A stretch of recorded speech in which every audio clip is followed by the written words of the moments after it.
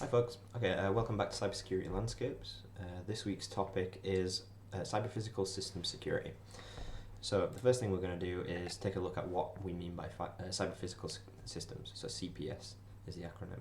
Then we're going to go through a few examples, and then we're going to take a look at the security issues with cyber-physical systems, and then we'll go through a bunch of real-world attacks, some cases that pretty popular, important cases that have taken place over the years, where attacks have been made against cyber-physical systems. So two categories of cyber-physical systems that we're looking at are critical infrastructure, so things like water treatment facilities, the power grid, etc., and also consumer electronics, so things like electronic vehicles. So what is a cyber-physical system? So essentially, a cyber-physical system is just any system that interacts, that has dual layers. Basically, it interacts with the physical world in some way, and it also has a cyber domain. So it has cyber properties. So it's there's some computation going on there. It's networked, etc. So so there's a diagram here from the cyber knowledge area, which gives you an overview of a typical cyber-physical system, and I'll just talk through it briefly so that we can get an understanding of the types of things that are involved in the process. So cyber-physical systems are generally modernizations of legacy physical systems. So back in the day, the manufacturing process for anything really, for example, a vehicle, an electric vehicle, or wouldn't have been electric back in the day for a start. But yeah, the whole process has been modernized. We're now using robotics and lots of automation, and essentially what the way that cyber-physical systems interact with the physical environment are on a few different levels. So the first thing, the main point of control is known as the controller, and essentially this is just a computer system that houses either a programmable logic controller or an RTU, which we'll look at later, which is just a remote way. Basically, a programmable logic controller, or a PLC, is a system in which you can write software and determine logic for some kind of cyber-physical system.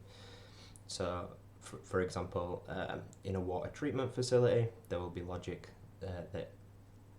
there'll be a program that's running on a PLC that will monitor the state of the water. So it'll use things like sensors to read from the physical environment.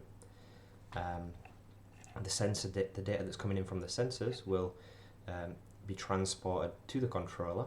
The controller will have some logic based on conditions in the sensors. For example, some level of it, like the pH level of the water may be monitored, and things like particulates in the water will be getting detected upon, and based on the state, then different rules will be, or different like program logic conditions will be met or not met, and determined based on the state of the sensor data plus the logic in the PLC on the controller. Different actuators, which are essentially just things that act on the physical environment, so things like pumps, valves, pistons, steering mechanisms, things that like motors, anything involved in the actual manufacturing process, or any component of the cyber-physical system that makes changes to the physical environment is considered an actuator. So the controller will essentially tells the actuators what to do and when to do it based on the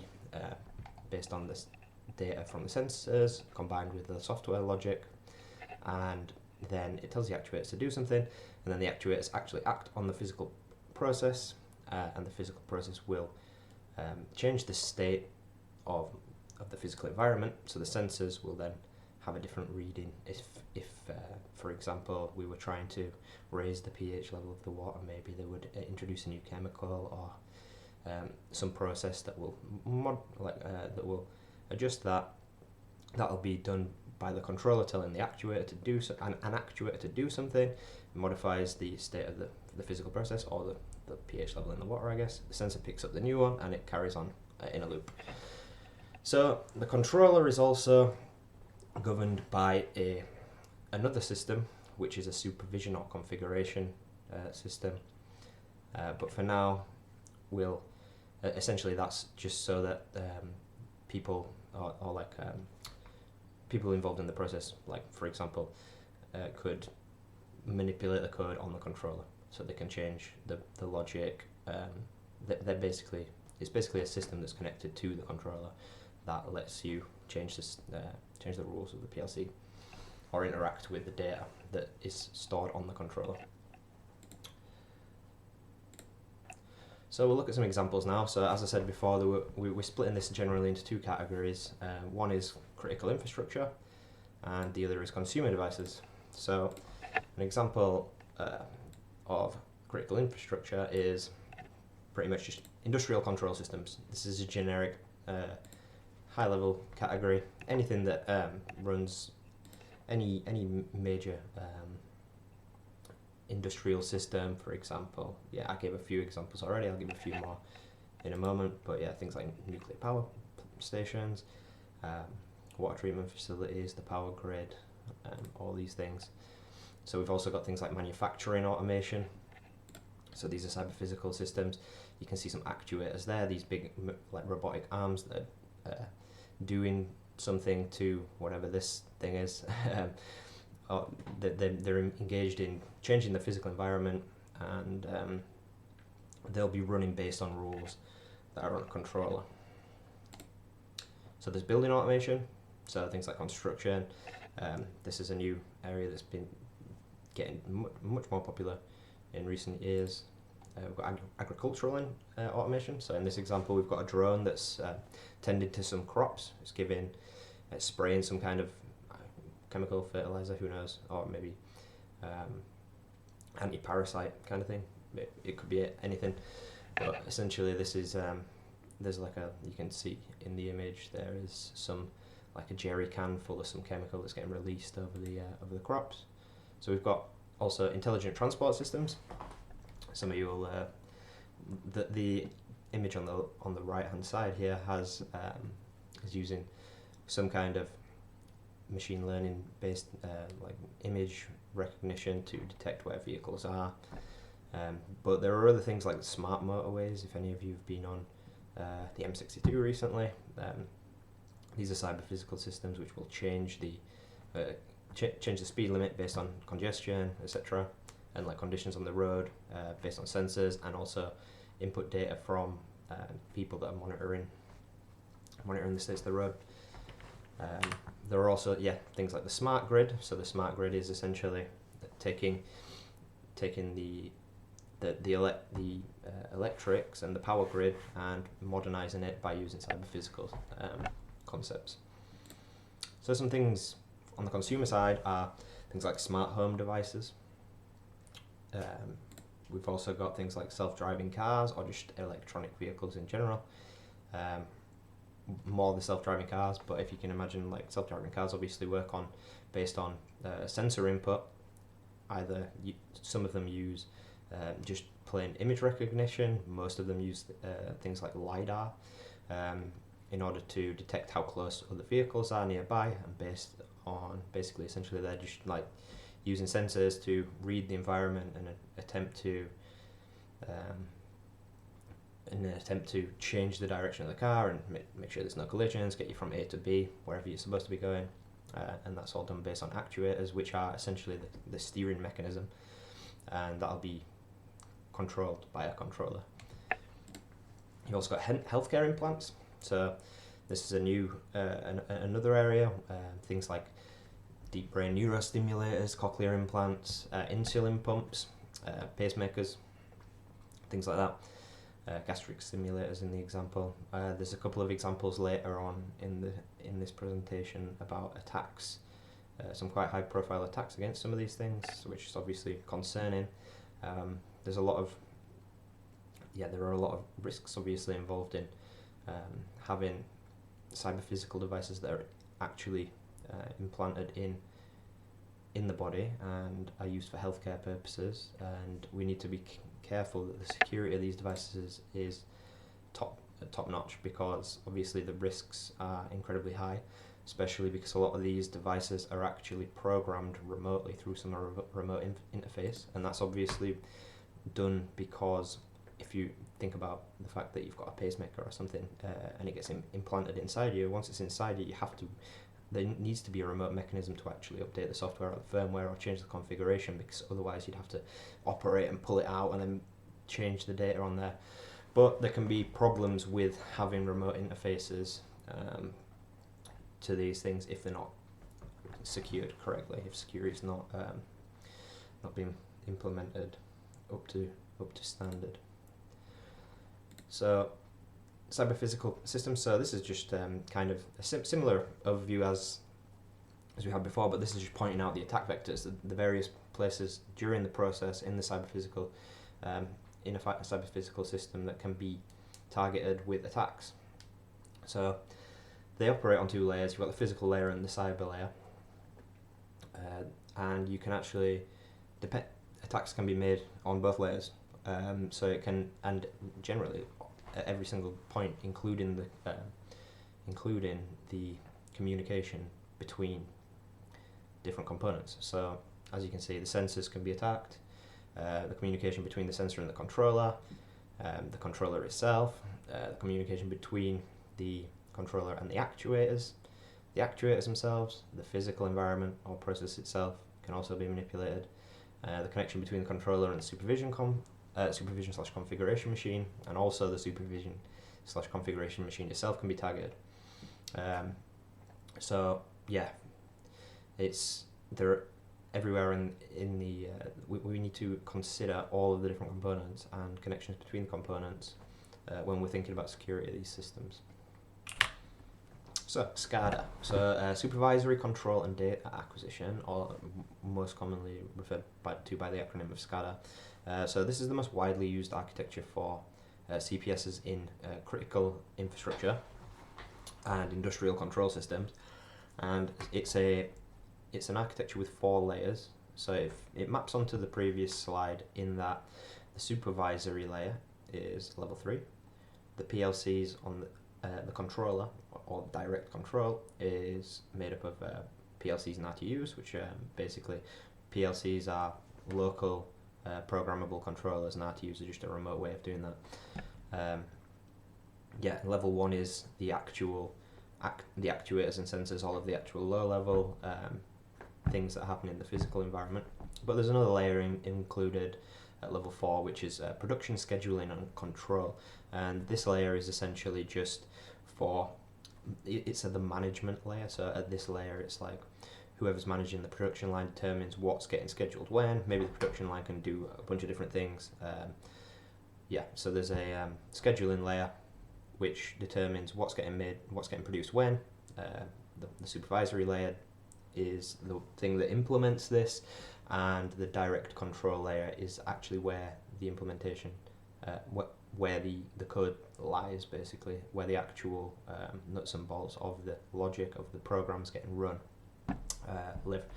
So a layer 3 it's sometimes called the SCADA layer as well, the supervisory layer, and essentially at this layer you're trying to collect all the data. You're acquiring the data, so that's the data acquisition component from the systems, and you're also controlling the system. So you're determining what code gets placed onto the control layer and then gets run there. So there's a diagram on the right hand side which is essentially mapped on as well. There are some different terms used to describe the same things. Like you'll see sometimes, like for example, plant supervisory is the same as the supervisory layer. Direct control is the same as the control layer. On the right hand side we have data and control, PLC, and the equipment rather than field instrument and control. It's all the same, it maps on.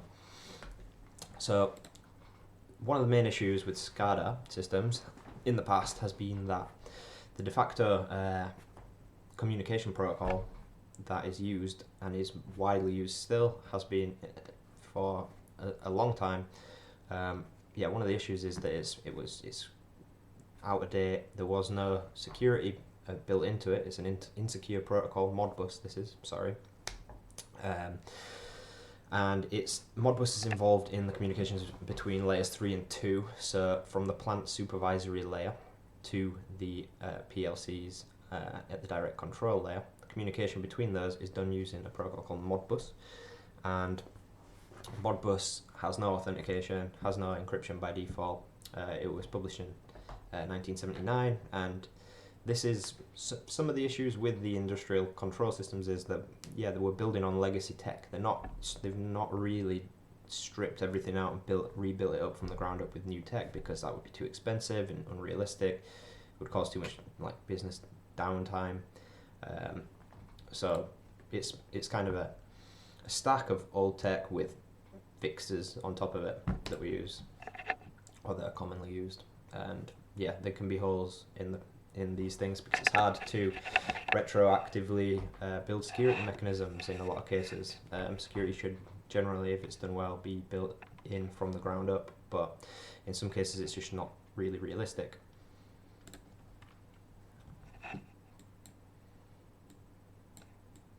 So, real world example 1. So Stuxnet.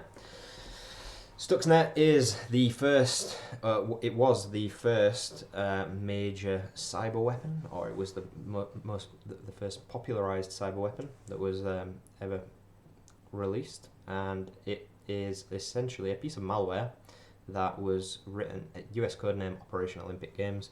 It was essentially a piece of malware that was written that was specifically targeting the Iranian nuclear enrichment plant at Natanz, and it was a worm, so it automatically spread all around the internet.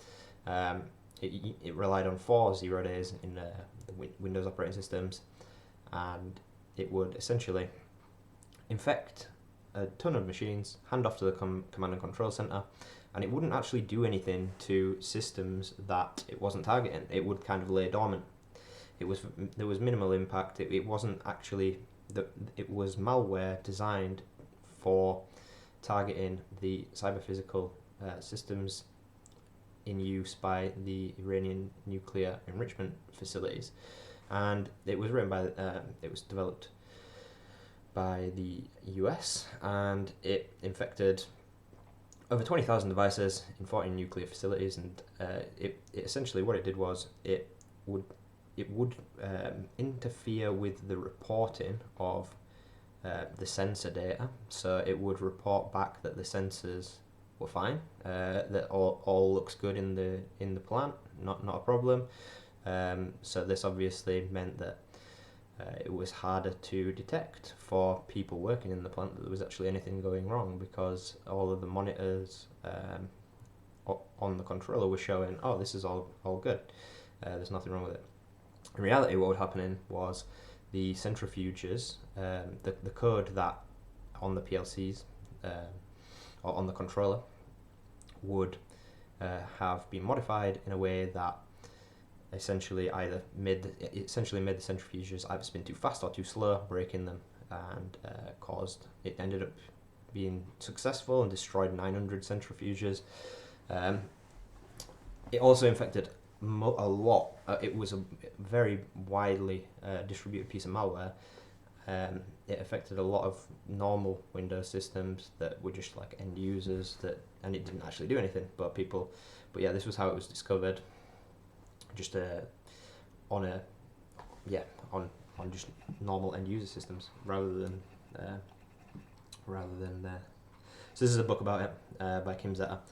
This is it's called Countdown to Zero Day, Stuxnet and the Launch of the world's first digital weapon. So this was a groundbreaking change in the way that, in cyber war, essentially, in international warfare. This was one of the first cases in which someone launched a digital attack that managed to have significant consequences for a nation state's production of energy. So here's another one that's related to energy. This is more recent. So this was, this was in 2021, and in the east coast of the US, there's a company called Colonial. They have a pipeline that supplies fuel to half of the east coast of the US, and it was attributed to, essentially there was a ransomware attack, or that was how it was discovered. But the FBI had done some research, figured out what had happened, and essentially there was a hacker group from Russia known as DarkSide that had they'd successfully attacked Colonial, and they'd exfiltrated 100 gig of data in 2 hours. And after they'd done that, they then infected the machines with ransomware, which caused a massive shock in America.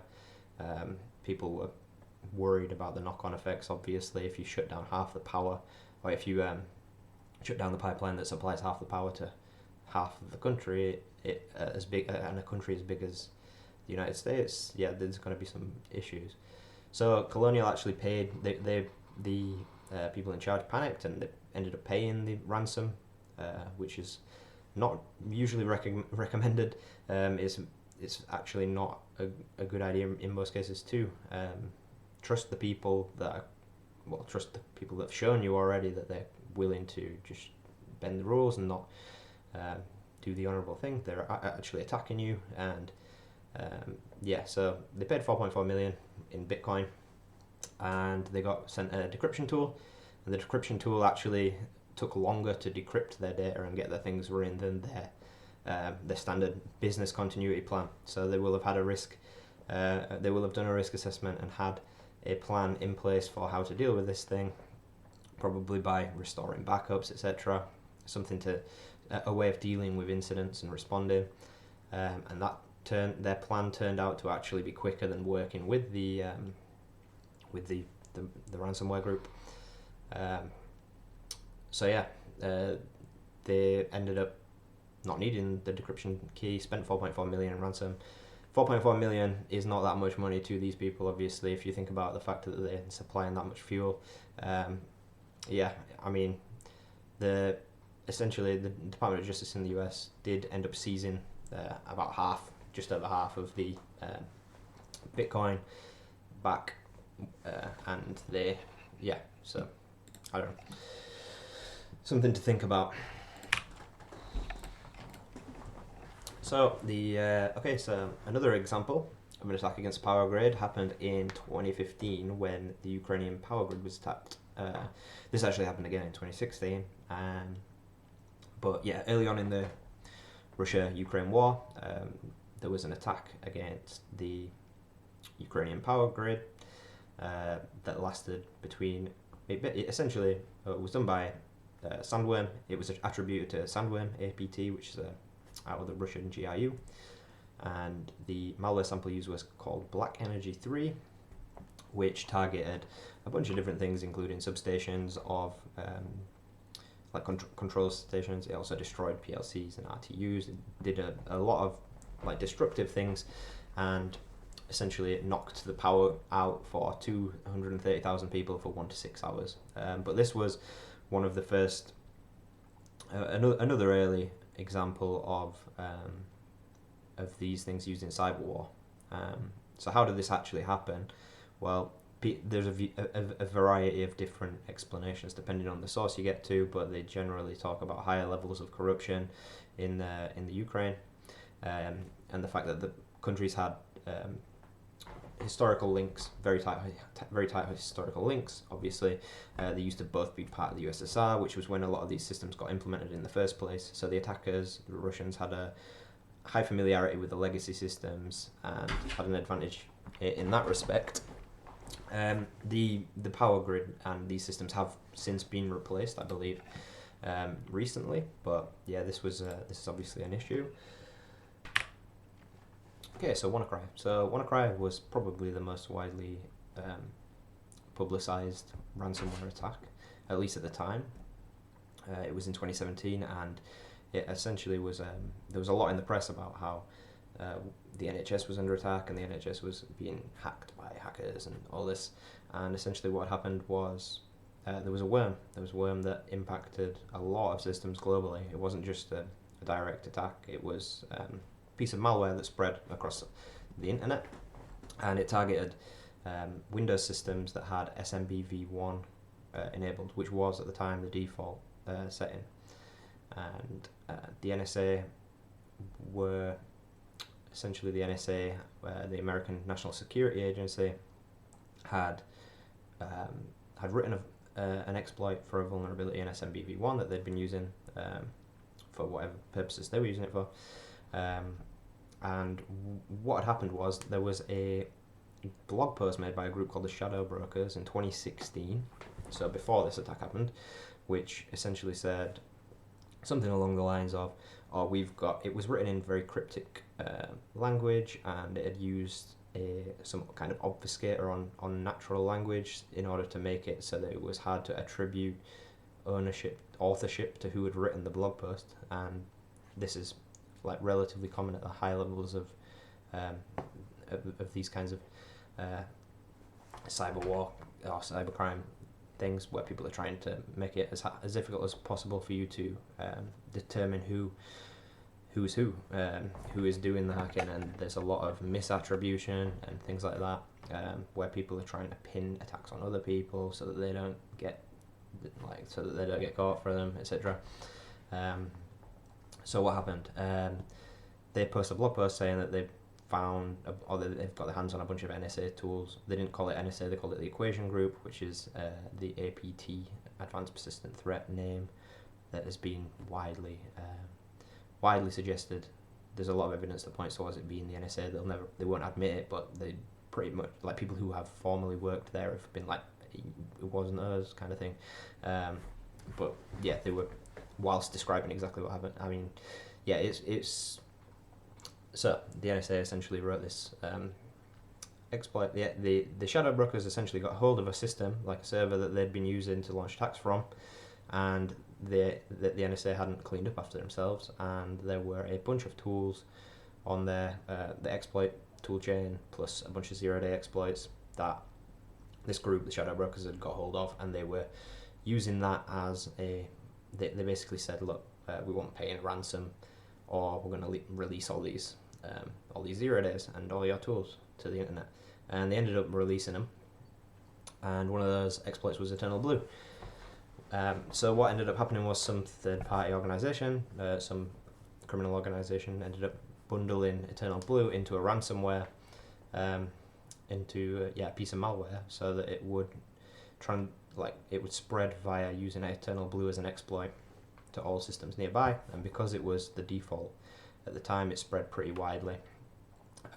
There was, before WannaCry came out, there was a patch released by Microsoft, but it only targeted their supported systems, and Windows 7 and Windows XP were out of support at the time. So they were too old, they weren't interested in patching them. As far as I know, XP definitely was.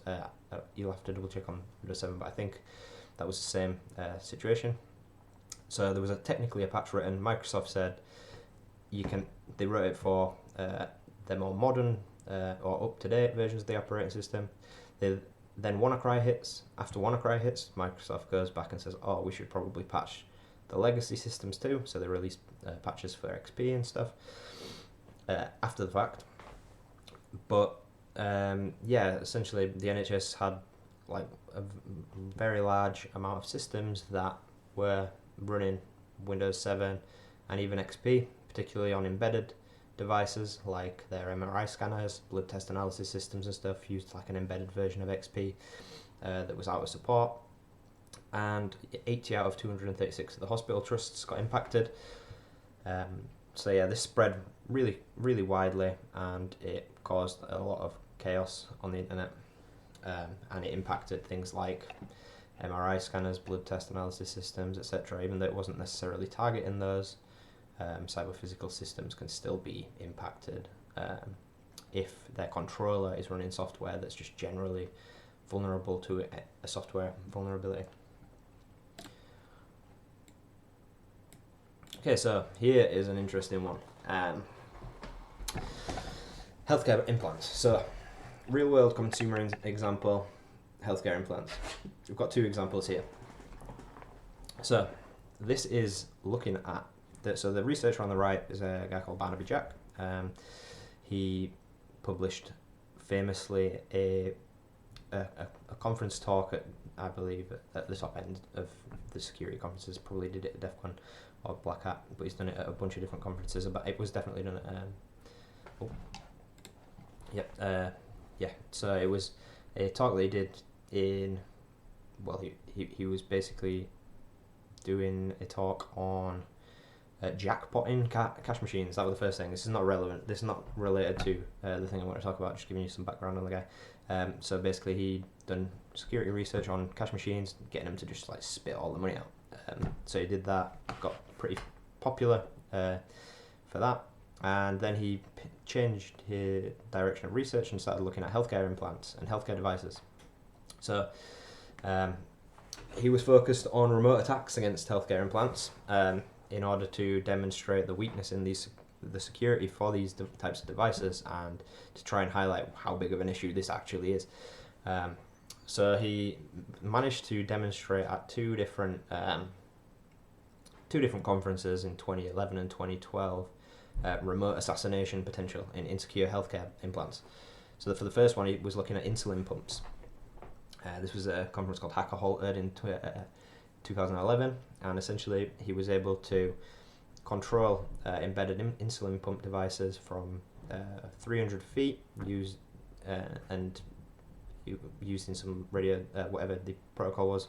He's got a device in his hand which is like looks like it's some kind of device for sending radio signals, targeted, like aiming it at people. And essentially, he was able to either make the insulin pump release too much insulin, which would give you hypoglycemic shock, or too little insulin, which would send you into ketoacidosis, both being lethal. And he was able to do that. He demonstrated that at 300 feet. Then he did another talk the year after, again, where he was targeting pacemakers this time, and he was able to get a pacemaker and implanted in. He didn't actually obviously do this on real people, or he did do. I believe he tested one of them just to demonstrate, but he didn't obviously deliver the lethal dose of anything. But yeah, he was able to make one of these devices at 50 feet deliver a lethal shock. So he unfortunately was due to present at Black Hat in 2013. He was due, which is one of the biggest security conferences in the world, and unfortunately he died just before because he overdosed. So yeah, it's a shame. But yeah, these areas of research are obviously, it's not. This is the kind of thing that responsible disclosure is there for. Like imagine if an exploit against one of these devices was just leaked online, like with the NSA example before, and just anybody had access to the exploit and could go get the bit of kit to do it. It's just not a good situation to be in, especially because with these kinds of things it's hard to update them immediately. A lot of the ways that these implants are updated, they need to have a remote interface. Like I mentioned before, you need to be able to update the code via some like radio frequency rather than actually like pulling the device out of the person to update and then plugging it back in, because that's a massive traumatic event, having to go through surgery and stuff, where obviously the idea was you need a way to do it remotely, but it's not like these things have an IP address and they're connected to the internet. That'd be even worse, but it'd make it easier to update them, but it'd be much worse in terms of like the attack vector. Anyone from anywhere online could attack your heart pump, your insulin pump, or your heart rate monitor. I mean your pacemaker, not heart rate monitor. So yeah, interesting stuff. Here's another one. So this is, we're looking at smart home devices here. So yeah, the smart home devices, Internet of Thing devices, essentially anything that any smart device that has an IP address is connected to the internet. and the reason obviously behind these things is convenience. It makes if you can like remotely access your like you'll have seen a bunch probably recently, doorbell cameras. They're popular where people can tell when someone's at their door from their phone wherever and then speak through it and talk to them. You've also got things like IoT cameras at home. I mean, that is kind of one. Doorbells have a camera on as well. But you have like smart locks and smart, like there's a picture here of a smart fridge. There's like washing machines, coffee machines. You see, all sorts. Baby monitors are another popular one. People use them for dogs as well at home when they're out at work, so that they can see what the dog's doing. So there's all sorts of IoT devices, smart home devices. Even things like the Alexas, these like digital assistants, Alexas and Google Home, Echoes, Echo Dots, all those kind of things. So these things can be vulnerable often.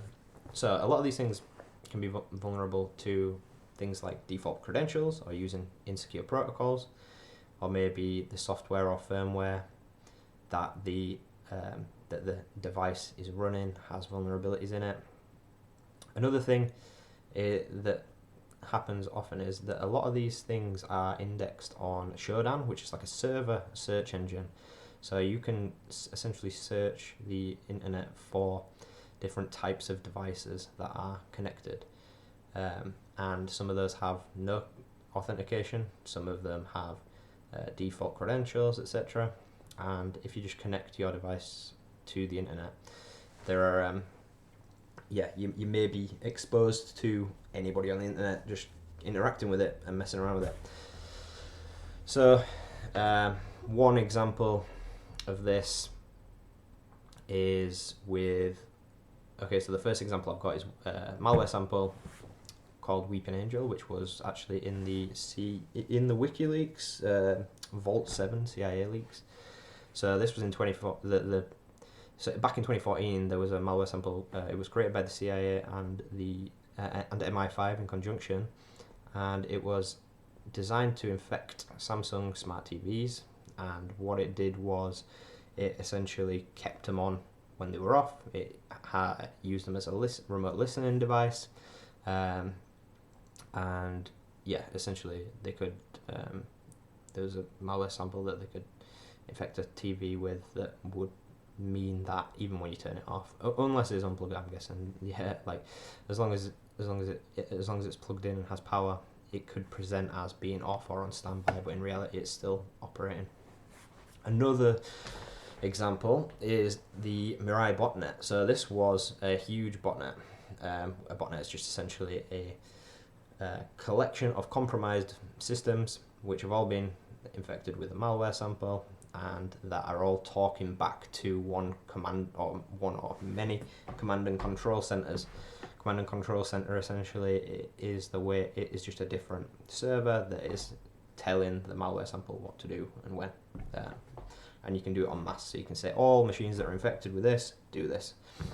So this is how a lot of DDoS attacks take place these days, and the Mirai botnet targeted IoT devices and was responsible for the largest DDoS attack at the time, which was generating 1 terabit per second of traffic over Telnet. So at the time, over half of the Telnet scan activity on the internet, in the first day that this sample started spreading, it was responsible for half of the activity. So these things are IoT devices. You have to be careful with a lot of these things, and one of the ways that the NHS, for example, in the previous example, slipped up was that their network segmentation was not well designed. So